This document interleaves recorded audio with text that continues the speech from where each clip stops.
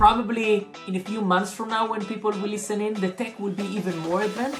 My guest today is Dr. Dvir Ginzburg, founder and CEO of Encore. Dvir holds a PhD in geometric deep learning and spent years as a recommendation systems researcher at Microsoft. He built Encore to build the most advanced revenue-generating conversational AI in the market. Dvir, you told me that measuring AI by how many people it stops from reaching a human is kind of like grading a website by how fast people leave it. You know, the most popular metric to measure agents today, customer-facing agents, is deflection. You would go to any of the most popular solutions, the first metric they would be proud of is what is our deflection. So in this space you're talking about, anyone can make a voice sound human. What's the difference between sounds human and acts human? You need to understand what's working, how top performers explain, what generates that connection, and utilize that. And that's something that not you, not Microsoft, Anthropic, OpenAI, no one has. They have it. And the question is, how can you utilize that? Dvir, you told me that measuring AI by how many people it stops from reaching a human is kind of like grading a website by how fast people leave it. I'd love if you could unpack that for us, and why does it wind you up? Of course, yes. Thank you very much, Anthony. So, you know, the most popular metric to measure agents today, customer-facing agents, is deflection. You would go to any of the most popular solutions, the first metric they would be proud of is what is our deflection rate, meaning how many clients are not being moved to human reps and the inquiry is finished with speaking with a bot. Now, I think it makes sense now that we spoke about it that measuring that as a success of an AI agent doesn't make sense. Never in history we would measure success by not passing it on to a human. The right question should be, what is the satisfaction score? What are we truly wanting to optimize? Because if we are speaking on an origination portal, onboarding, buying a new product, or upselling or cross-selling a client, well, deflection shouldn't be the metric, right? It should be the satisfaction score, or even more important, the revenue or conversion rate we were after. Yeah, and I think you would compare it to similar metrics you'd have in a human setting. So I fully agree. You wouldn't measure anybody on your team that way. When do you think the market for this kind of flipped and people are now going to be expecting more than just deflection away from engaging your team to, hey, we want these agents tied to actual revenue metrics? Yeah, amazing. So at first, and sounds old, right? But 2 years ago when Gen AI started to become stable and voice agents became a thing, everyone wanted it. And we were flooded with CXOs from big organizations coming in and saying, we just need Gen AI. Board forced us, CEO forced us, we just need Gen AI. And that pushed them to find for very basic measurements to quantify by. So deflection was a very fast and immediate aspect because we want to show cost reduction. Cost reduction is always easier to prove out. Well, it's a bit harder than that, but I believe that we will touch on that in a moment as well because AI costs money, right, at the end. But at first, they would measure for deflection, and this is what happened for the last 24 years. Now, luckily enough, the ecosystem is maturing. So, you know, eventually, although the US is a very big country, we see same vendors and same prospects coming into the same venues. And the CEOs that at first just said, well, I want AI to show my board I have AI, are suddenly asking, well, what is the return on investment? What is the value I'm going to get? And just as you said, let me give an anecdote. When discussing travel insurance, one of the most popular metrics to measure agents by is PPD, premium per day. right? How much you were able to upsell and cross-sell on the basic travel insurance policy. Now, somehow, for the past 3 years, no one was measuring AI agents by that metric, although the humans were being measured by that metric. So you know what happened? Deflection increased, but PPD dropped dramatically. So suddenly businesses said, wait, I am replacing quote unquote people with agents, but my business results are actually decreasing or taking a hit. So today, the aim is much more business oriented than just, our CMO likes to say, sprinkle Gen AI over existing tools. It's actually doing something meaningful that brings business value back to the organization. Yeah, and if deflection isn't the right scoreboard, how exactly should you be measuring them? And I think one thing you brought up that's important in this context too is the cost is real. And I think we're all enjoying the subsidized AI party right now, where we can run as many agents as we want, and it's not too cost prohibitive. But there's going to be a time where that's not the case. But how should you be measuring the effectiveness? What exact KPIs should you be looking at every day to make sure that your agents are actually built to do the things you need them to do? Yeah, amazing. So first of all, I have a funny anecdote. One of our investors say that if you sell $100 for 90, people will buy. And I think that we are in that point today where startups and the big LLM players, they are basically selling, they are selling with a loss to themselves tokens.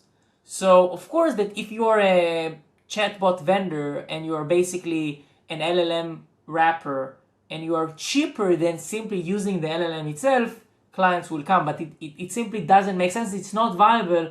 And many businesses that chose those players are now left hanging with tech that doesn't do anything or doesn't progress. So I agree with you 100% there. In terms of measurement, I think this is another maturity step that the ecosystem went through, because today I don't have a silver bullet. I can't tell you, yes, this is the measurement. It's not as easy as deflection. But what is easier is that you can and need to sit with the business, and sometimes you will even have a dedicated role to it. Deployment strategist. And deployment strategist is the person that comes into the business, to the organization, and understands together with them what are we trying to optimize in each and every flow. Now, this is not being done in a manual way like a consultancy firm. No. And now I am speaking about what we do at Encore. I hope that others are doing it differently, but again, and of course I'm not objective. If you are now an enterprise that is looking to build Gen AI agents for your customer-facing processes, and you didn't go through the step I'm just going to describe, you are doing something wrong. And that thing is understanding what is going in the business already.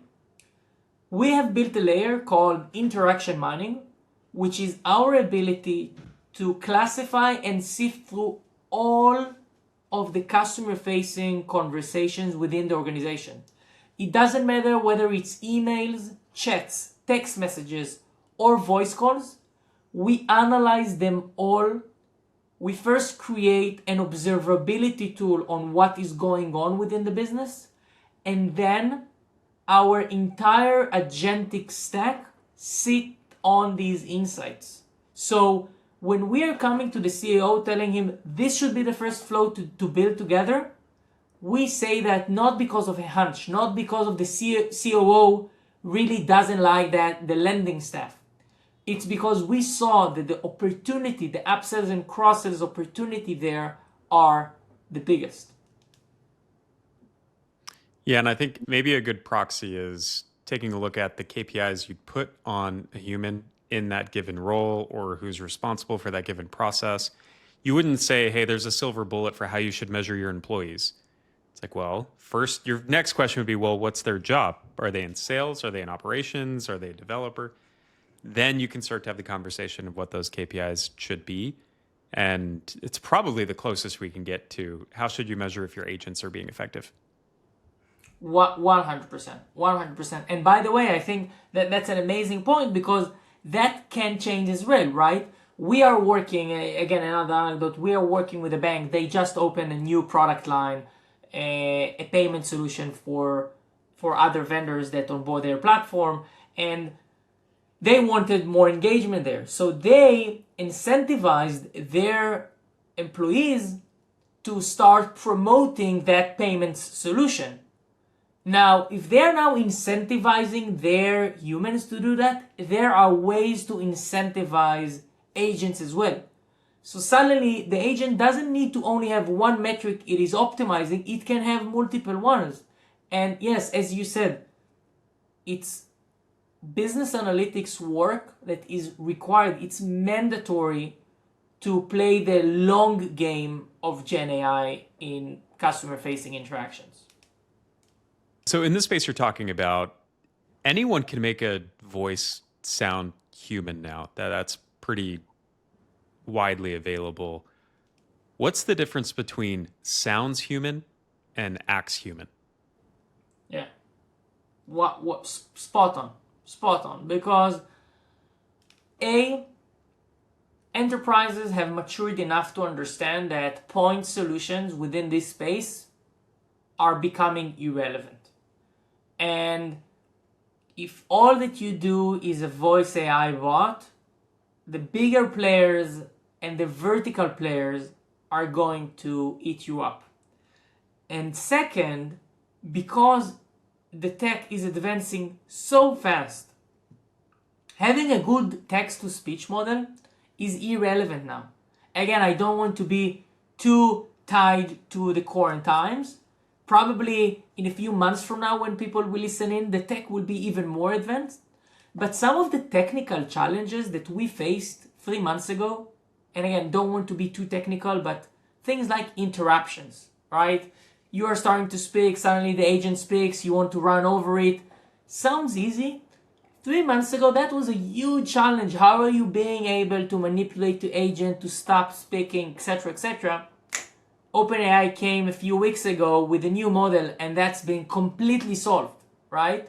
So you, just like with more rule, with chips, you are finding yourself solving for the next problem that big LLMs are going to solve in a moment. So the foundational model cannot be your moat. What can be your moat is your client's data. And companies that won't be able to utilize the client's data will not be able to progress. And what we focus on at Encore is understanding what's working within the enterprise today. Because, not only because I love my partners and clients, but because I know that if tomorrow a new vendor will come in and will knock on their doors and tell them, oh my God, I have that amazing tech, you should check it out. Here is a demo I created for you. That demo is going to be non-personalized and not fitted for their culture and need. The agent they already have today is literally cloning their top performers because the agents that we have built together, if their top reps tell jokes before sharing the product terms, our agent will be able to pick up on that. If they have specific analogies or a market brand that comes with each of their products, our agents will be able to clone that tactic. If they have a specific phrase or a way of explaining a complex request, like we are working a lot in the refinancing space. And if you're a banker, refinancing is so easy. If you are an individual, it might be the first time you are refinancing a loan ever. That's not that easy. If we will just, in a scripted way, tell the agent what to say when a client is asking, wait, I don't understand the terms, how does it even work? If you will just read out like ChatGPT, clients will hang up. They will say, I can't deal with this bot. So you need to understand what's working, how top performers explain, what generates that connection, and utilize that. And that's something that not you, not Microsoft, Anthropic, OpenAI, no one has. They have it. And the question is, how can you utilize that? And how human can this actually get? Because I imagine there's going to be a lot of hesitation to how good one of these agents could be. And does the person on the other side really connect with an agent the same way that they would connect with a human being? It is becoming a bit freaky, even for me, to be honest. Just lately, all big competitors for text-to-speech models released models that can laugh, pause, moan, and that really created that feeling that you are speaking with a human, because suddenly you are telling a joke and it laughs in a way that is very natural. So that was a aha moment. I will say that from compliance perspective, we always share that they are speaking with an agent, an AI agent, but because we have that interaction writing piece, and because we are cracking the conversation with a joke, sometimes speak about sports, that connection starts very fast within the conversation. That's A. And B, we have so many stories. Let me give you one where we are, as I shared, we are focusing a lot around deposits and retirement funds and loans. And one of our AI agents gave a product proposal to a prospect, and the client said something like, well, I need to speak with my wife, hang out a second, and then hung up. So it literally lied to the AI agent because it didn't feel comfortable telling it no, just as they would behave with a human. And of course, we cannot listen to any of the calls, of course. We currently run millions of calls a month. I would love to hear some of them.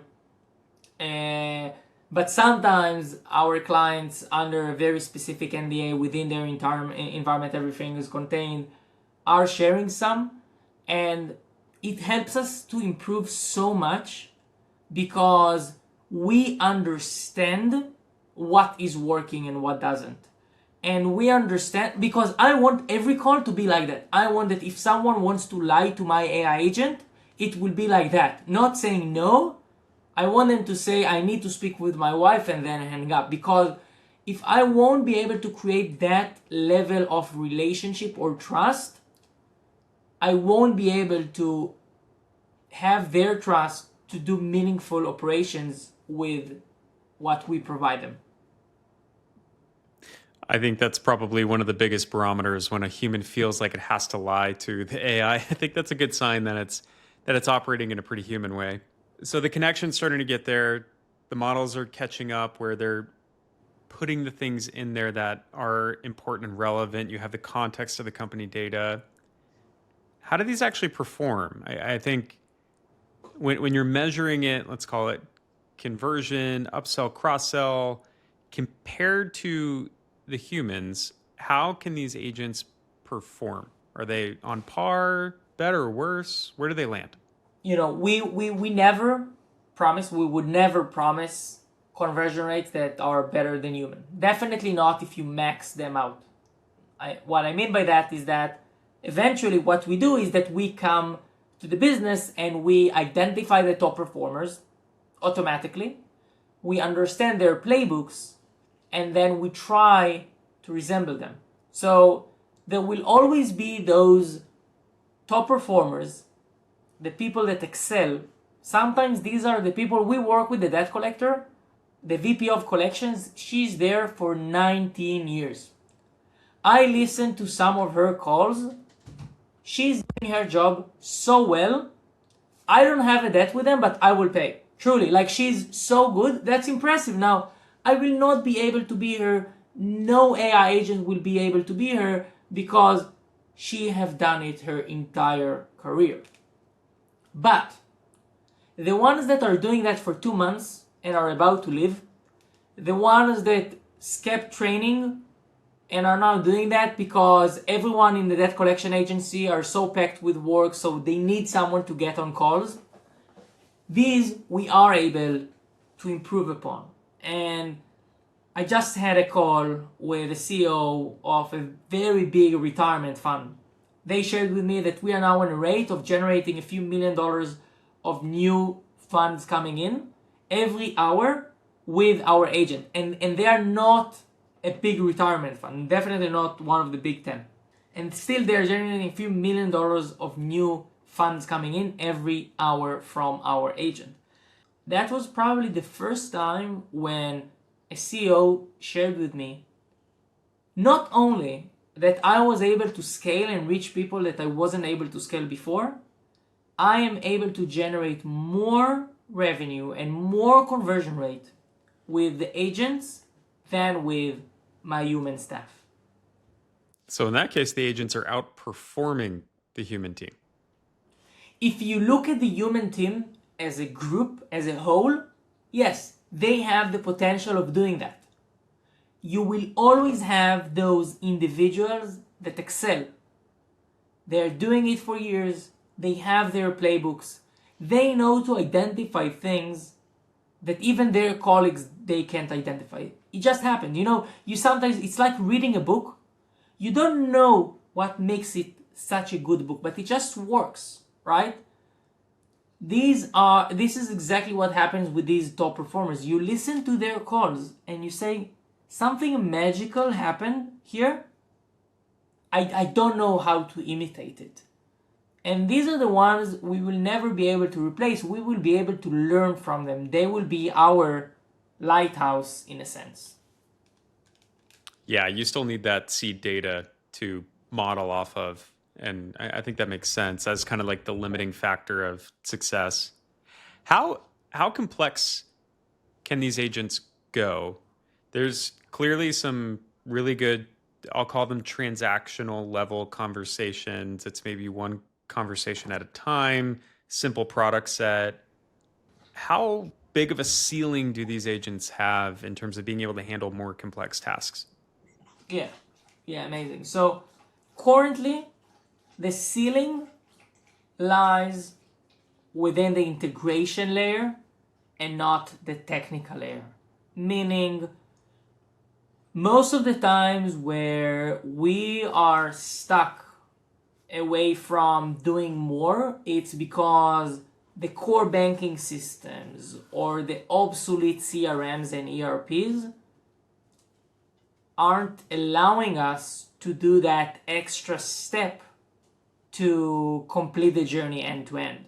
But when it comes to the complexity of gathering information, having complex decisioning factors, having rule-based to decide what to ask and what not to ask, all the way to integrating to third-party scoring systems to decide what to offer and what not to offer, all of that is within the reach of AI agents even today.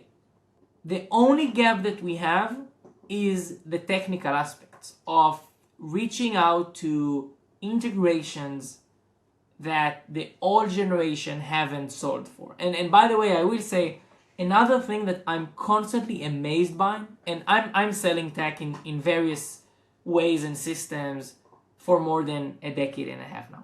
And with Gen AI, it's the first time where you see boards and CEOs move things like bulldozers. So they would see an objective of, I want this Gen AI to do X, and they will do whatever it takes to make sure it has the necessary integrations. And let me explain what I mean by that. 5 years ago, if the CIO would come and say, I have that amazing observability tool, or I have that amazing predictive analytics or recommendation engine tool, but I need integrations to 1, 2, 3, the board would say, too complex, I can't have it, it's too expensive, it will take us 2 years. Now, when the CIO is coming and saying, I have a new Gen AI tool, but we need to do housekeeping and house cleaning for a year to make sure that we are ready for that, people are investing in these digital transformations to go through Gen AI transformations. And that's a very unique moment that I haven't experienced for a long time. What is holding things back now, where before maybe it was, hey, laughter, certain nuances of human language, the pausing? Are there any big barriers now that are holding anything back that you think might be lifted? Yeah, sure. So two things there. First of all, it was so hard to utilize internal data only a few years ago because, and it might sound complex, so bear with me, LLMs see quantity as quality, which means that if you want to train LLMs on your historical data, and this is exactly what we have patents over, it was almost mission impossible because even with humans, most of your conversations are not good conversations. If you would look at conversations within call centers, most of the conversations are bad. So just feeding in these conversations and hoping for the best actually creates LLMs that are worse than simply having off-the-shelf models. So only now we are in a point where we can take existing data and manipulate it in a way that actually serves as good input for the model than that generate degradation in results. So I think that's the first thing that is being lifted. How can you create something that is not only doesn't only sound well and is not only local in terms of multilingual and all of that, but can actually generate that personality that you are after? The second thing that I will say is that up until a few years ago, it was the consensus that you communicate with the enterprise, whether it's a bank, insurer, whatever it may be, through your mobile banking app, through the website, or you would call. And today, the concept of omni-channel or going fully conversational over text messages, maybe WhatsApp or Telegram, that's something that we see the younger generation and younger neobanks are doing that is going to become more and more popular. So imagine, and let me ask you that, when you are trying to check out your balance in your bank, how do you do that? I have an alert that comes every morning. So I get the text message. I like it to be text because my emails are flooded. And if it's the middle of the day and there's something specific I'm looking for, then I'll open up my app or log in if I'm working and on my laptop. Exactly. But if you need to check something with your friend, how would you do that? If I needed to check on something with a Yeah, friend, like you want to you are having a thought, you need to check something with your friend, you would probably text them, right? yeah, text them or Slack if a lot of my friends I work with. So it's shoot Exactly, them a Slack. exactly. Yeah. You just shoot a message over Slack.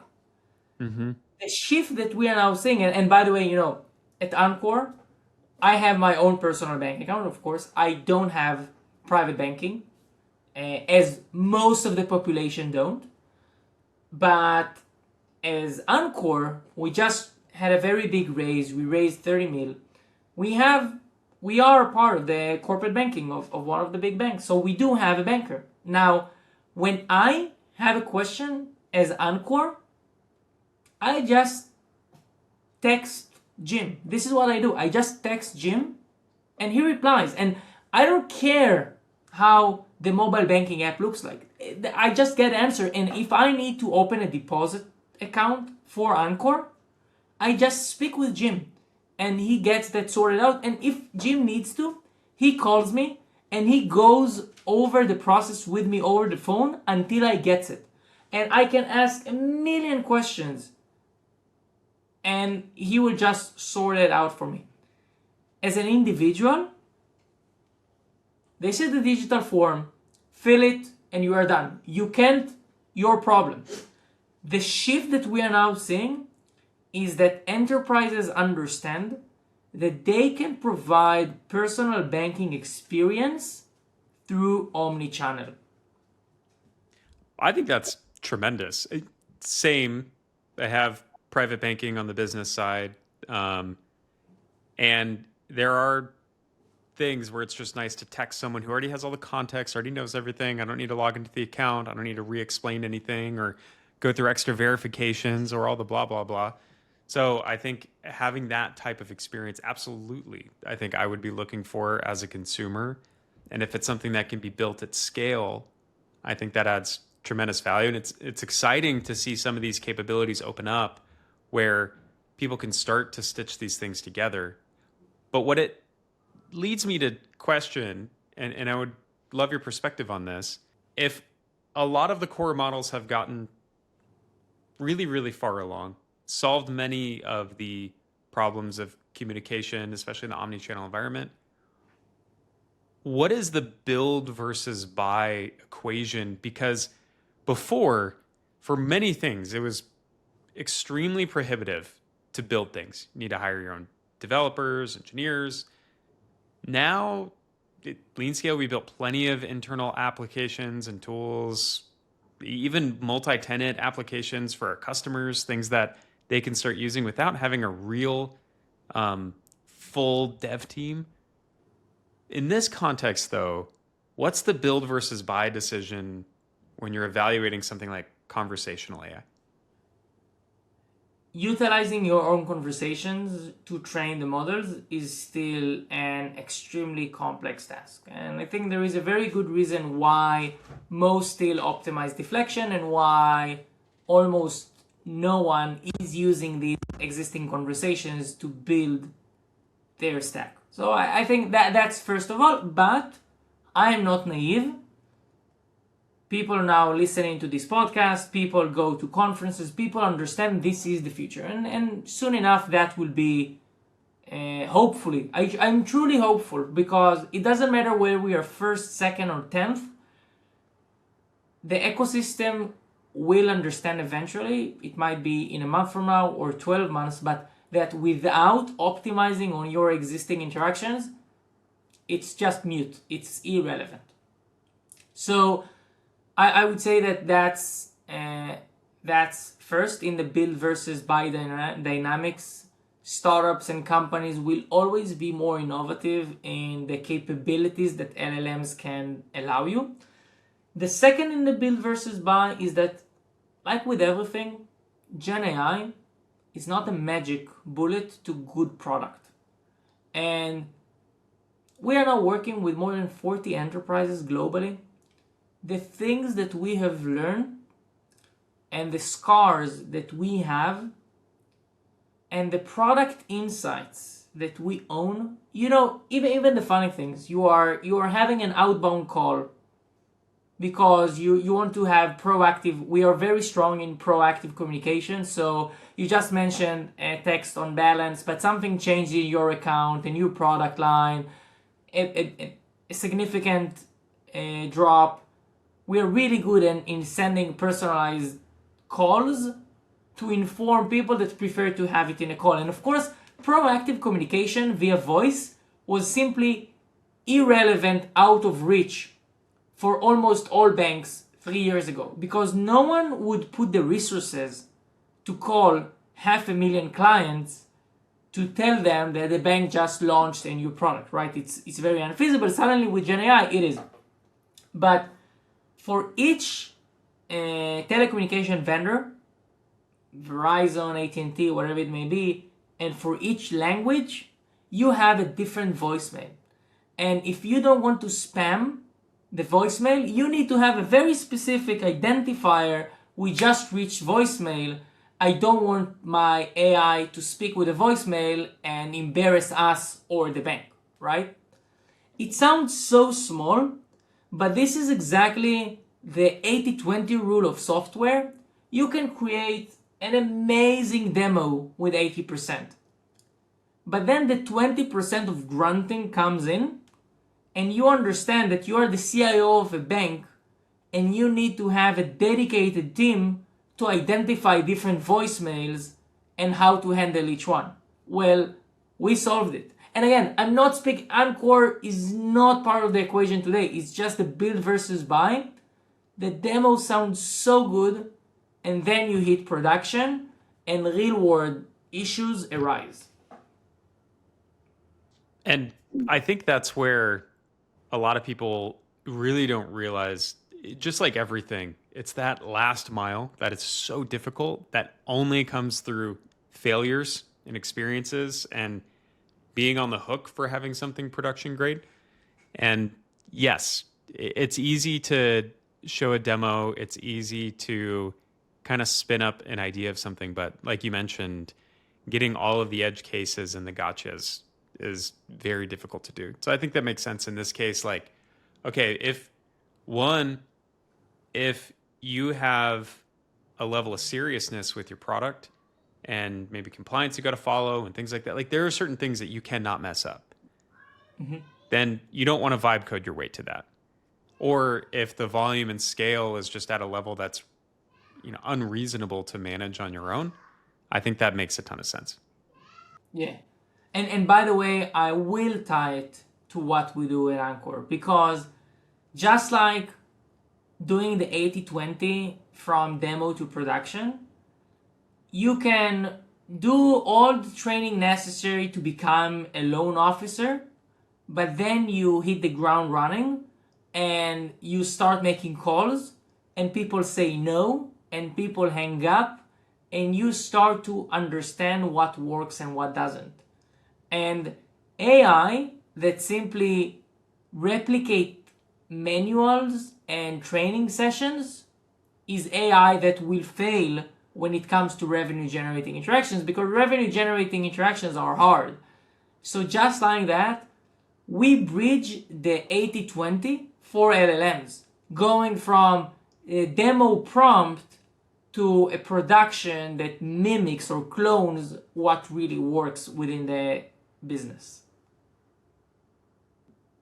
Dvir, I think this is a huge topic, especially looking into build versus buy, the level of effort it takes to get at that last mile. And I appreciate all of the nuances going, the difference between sounding human and acting human, and not just mimicking a person on your team, but mimicking the best people on your team and using that seed data to make something that actually makes a huge difference for the customer. And I'm also excited that there's an opportunity to start to democratize some of these higher end, higher level experiences that are usually reserved for only a handful of people.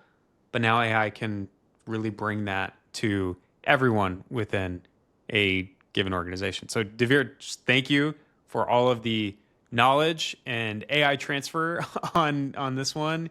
And I'm really excited to see, congrats on the fundraise as well. That's very, very well done. And I'm really excited to see what you all do next with your funding round and as things just change at neck break speed. Amazing. Yeah, I had a really fun time. Thank you very much. Yeah, I think we are truly in a singular moment in time where everyone understands the impact, and now tech converges well into a place where you can execute your dreams. And maybe just as a final sentence, I will say that the thing that excites me the most is that we have that moment where we go live with one of our clients, banks, lenders, whatever it may be, and suddenly I go into the CEO's office and he says, not only he or she say, not only that I was able to achieve the goals I have set to myself, but I now understand that I have business opportunities I thought are not realistic or unfeasible before. And that's what we are looking for. We are not only looking to replace or cost reduction. That's truly 2024. It's how can I give the CXOs the atmosphere and feeling that they can do more than what they ever dreamt is possible. I think that's the most important distinction. Let's not worry as much about efficiency and let's focus on effectiveness. Let's get better than we were before implementing AI. Let's do more for our customers. Let's add more value. And the teams that are doing that are going to leave everyone else in the dust. 100%. Dvir, thank you so much, and can't wait to see what you all do with your next stage of growth. Perfect. Thank you very much. It was a pleasure.